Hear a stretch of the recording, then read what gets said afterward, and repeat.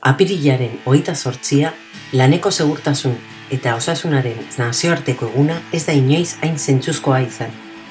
Oraingo honetan, osasun sistemak beren mugetatik haratago eraman dituen pandemia gogor baten erdian ospatzen dugu.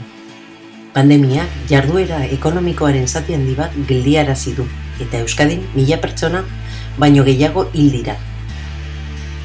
Baina batez ere, egun hau ospatzen dugu milioika heroi lanera atera direnean garrantzitsuena ahaztu gabe, lehenik eta behin osasuna.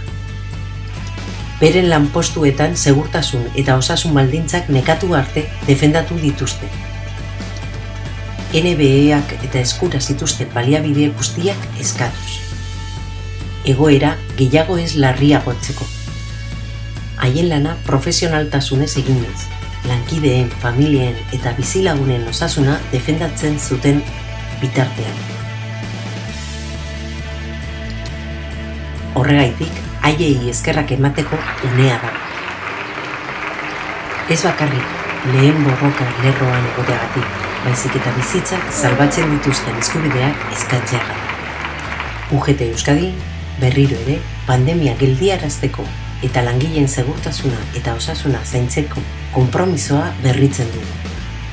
Prebentziozko milaka ordezkariekin eta segurtasun eta osasun batzordeekin batera.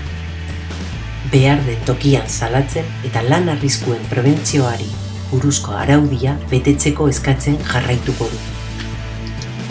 Gaur, apirilaren 28an, biktimak, haien zenitartekoak eta lagunak ere gogoratu nahi ditugu.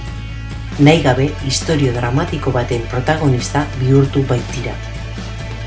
Horregaitik, gaur laneko segurtasunaren eta osasunaren nazioarteko egunean, gure leloak ezin dugu onartu sistema ekonomikoa osasunaren eta bizitzaren gainetik jartzea, inoiz baino garrantzi handiagoa hartzen du.